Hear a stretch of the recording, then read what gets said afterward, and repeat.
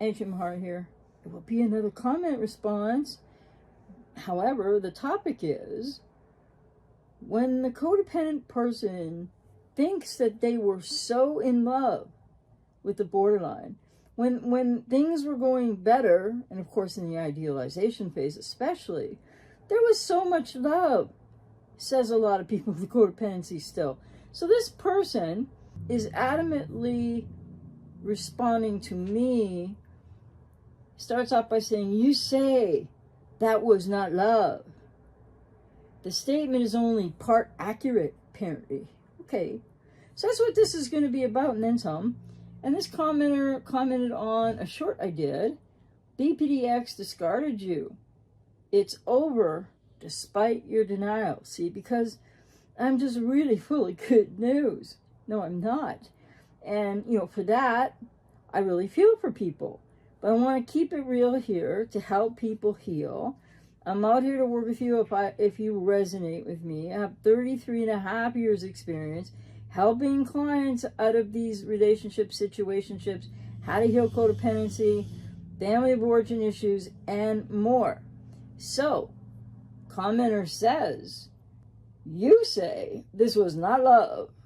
And I guess for some people what I say doesn't seem to carry any weight with it, dare I say.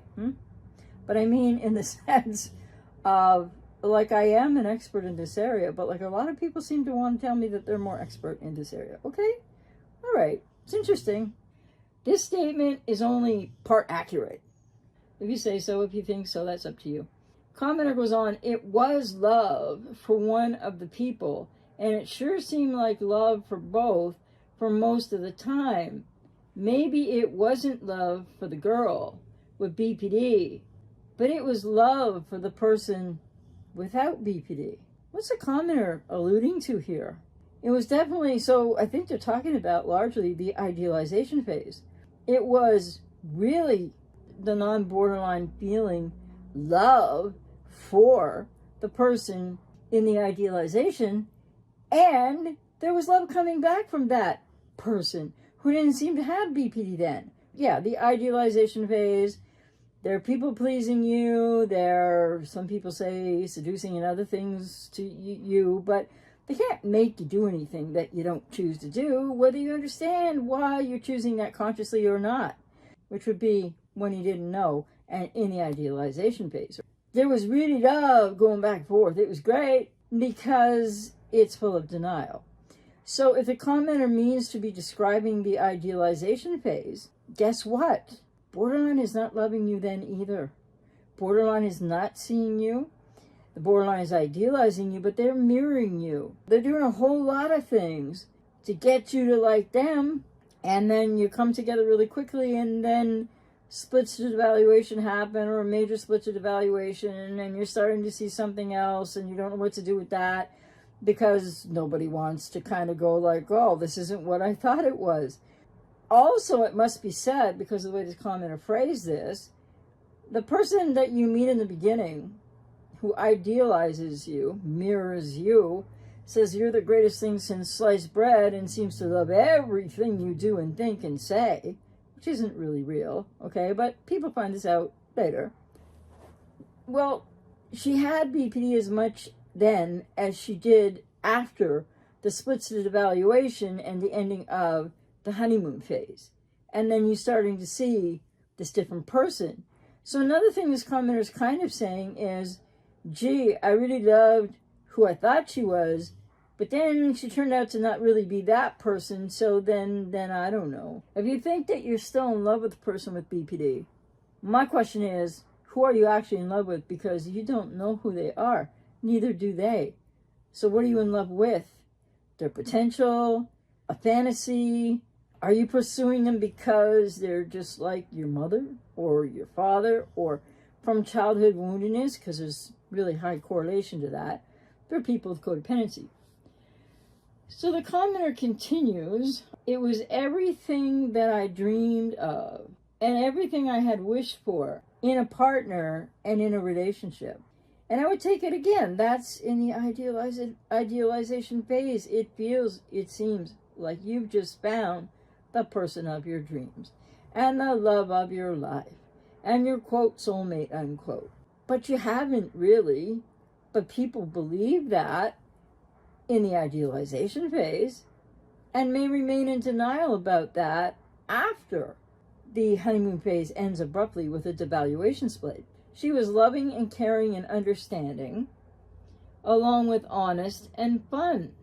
But that was her mirroring you, commenter, and anybody that can relate to this.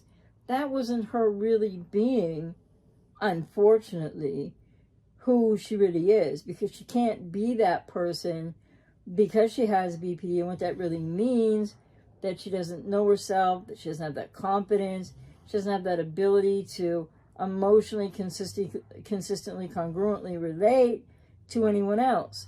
So this was the idealized version of a person with BPD and codependency mirroring something to you that really isn't who she really was, who she really is. But let me just add, I'm not trying to say that people with BPD don't have any good qualities, or that they can't sometimes be fun to be with, or that you can't have close times. It's just that they usually can't be consistent with any of that.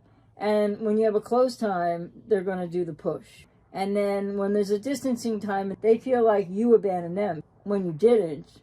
Then the coming back again phase, the pull, and then they're going to push away again, and they're going to pull, and then push away again. Well, I'm not saying there can't be anything enjoyable or positive around all of that push-pull, and what's really pulling a relationship apart, what's creating a betrayal bond, and what isn't really a healthy relationship, because there can be some of that. But it's not what people really think it means about who they're actually with, unfortunately. And the commenter says it wasn't until the narcissist ex-boyfriend ruined his relationship and came in like she was his possession, giving looks like I was trespassing, and it wasn't even his house. She ultimately began to let him into her life, and between us, it caused us to argue, which was exactly what he wanted. Yes, but remember that the person you were with was interested in the ex and was part of that. Wasn't all the narcissist guy's fault, just saying, or responsibility. It was also her responsibility. So the commenter continues, he became abusive, which wasn't the first time. I thought that was it for him, but he was at her house one day when I went to drop her off, and she never put the boundaries in place. Yeah, and why do you think maybe that is? Because she wasn't really madly in love with you, and she doesn't have congruence, and she doesn't relate age appropriately, consistently, and etc. And she acted like it never happened. No responsibility taking. This upset me, and she split on me that night and slept with the abusive narcissist ex-boyfriend, alcoholic, who didn't have a job or a place of his own or his own transportation. But he still won, says the commenter. It's not really about winning and losing, but I know what you mean. She didn't win by going to him, and he didn't win by them getting back together. And I hear that you are definitely saying without saying, and probably it's true, that you are a much better man than the narcissistic alcoholic. And you're probably wondering, well, how could she go to that when she could have had you? And the thing is, this is how people with BPD sabotage. They have repetition compulsion cycles that maybe she had a narcissistic parent, and what she was playing out unconsciously is why she would pick somebody like that. So please don't let that be a reflection on yourself, because you're obviously put together much better than a narcissist, etc., as you described him. So you say, but he still won. Well, in the sabotaging nature of borderlines and narcissists, they can often gravitate back together. I'm not sure anybody wins, though. But yes, you had a tremendous loss there, commenter. And anyone who can resonate with this scenario, this person's experience. And the commenter continues, he drank all of her rent money and was evicted. And who do you think saved her things? Well, you made that choice, right? Which is rather self-abandoning and maybe not as respectful as of yourself as one might want to be. Hard to say. I don't know. Everybody's different. Me, now she still split me. So yes, you saved her things. Split on me and was a B word from HE double hockey sticks towards me. Of course, I changed a couple words there. Stressed me out to the point of heart failure.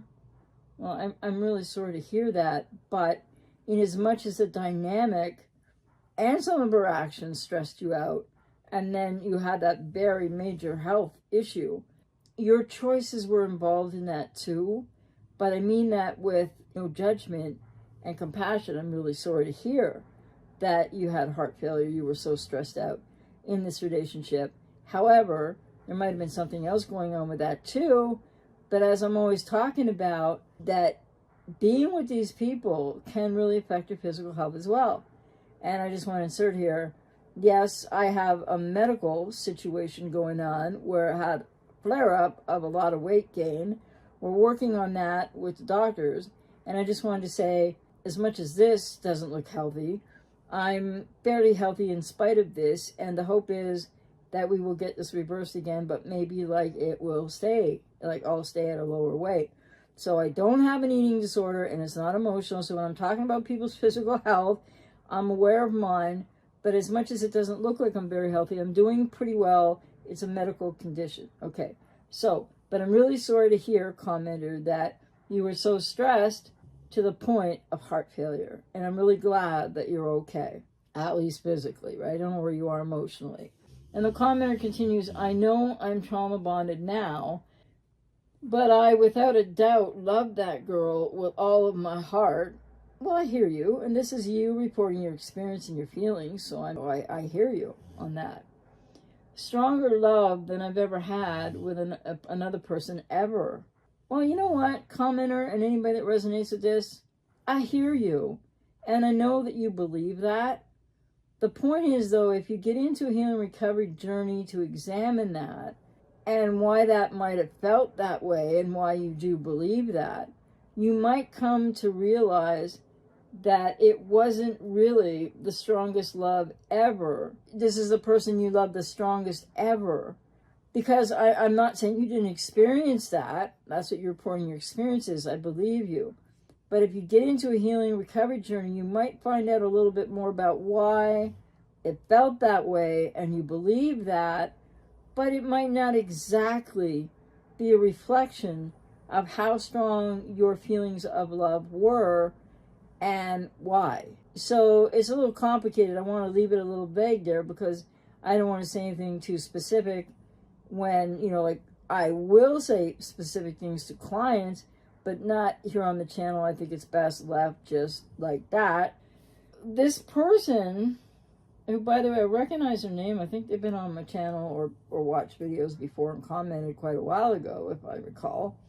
And so some time has passed, no judgment, but it sounds like this person maybe hasn't made a lot of progress in, can't remember last time I saw their name on this channel, but it's more than 6 months ago, could be as much as a year or more ago. I'm not judging, right? I'm just saying people are so stuck after these breakups, or maybe still recycling or trying to get the ex back. And I'm going to have something coming at ajmahari.ca soon, many different things. And it's really going to get into, as well as I do in working with clients in sessions, if you want to work with me and figure out more and understand this better and help yourself heal from codependency and be able to break the betrayal bond and be able to know yourself better and find a healthier love for yourself and self-partnering with yourself that will help you to heal from the relationship with the ex and also help you to heal your codependency and become an independent person. So it's a in-depth process. But what I think this commenter, and if you resonate with this commenter, and a lot of people with aspects of codependency, what it is that you're missing is the correlation and connections back to someone in your life that hurt you in childhood, and how the person with BPD comes to represent that person to you unconsciously, so to your wounded inner child, And the other aspect of this is you are re-experiencing and externalizing something out from childhood woundedness onto the person with BPD that is your inner child struggling to get reparation for some woundedness in childhood, which varies greatly for people. From absolute adverse experience to things that just hurt children when needs aren't met, really hurts. People file away. So it's really important to know that you might really benefit, and anyone who relates to this commenter, you would really benefit from getting into a healing recovery journey and process to understand why you are so adamant about, you have a right to be adamant about how you feel and how you experience that idealization phase and how you still feel that this is the person that you love the most, stronger love than I ever had for another person ever. Yes, I hear you, but you need more understanding as to why is that, and is that really all about your BPDX or not? So difficult journeys, but people with codependency need to get professional help, and I'm out here to help you if I resonate with you, to be able to break the betrayal bond and to be able to understand why you felt so strongly for this person. I'm not saying it doesn't have anything to do with the person in some people's cases, but it usually has a lot to do with someone else, other feelings, and the wounded inner child. But I hear you, commenter, except I would just say, you know, you push back on me, fair enough, and everybody does, it seems, lately. I would just gently say back to you, I'm not pushing back at you, that if you understood through healing and you know, working with someone a little bit more about your feelings, then maybe you can understand what I'm saying. Because the fact that you said in the beginning, you say this was not love, the statement is only part accurate, which would be partly accurate. I think my statement, with 33 and a half years of expertise of working in this area with people, being online for almost 29 of those years now, and just the things that I've learned from not only in education but lived experience and healing and recovery and working with thousands and thousands of people, I would say I'm more than just partly accurate. But you need to find that out for yourself. And in the meantime, I certainly hear how you feel and how it was for you.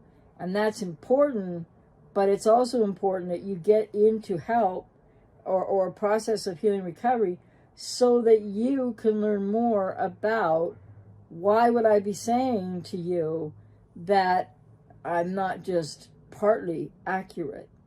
And yet I hear what you felt. So I'm in no way trying to in any way challenge how you feel and what you believe at this point in time. So people with codependency need to be able to break betrayal bonds and need to be able to do a lot of healing recovery work on their own, and more to the point, need to learn a whole lot about disengaging, what breakups are about, and also what is healthy love versus the absence of that in betrayal bonded relationships.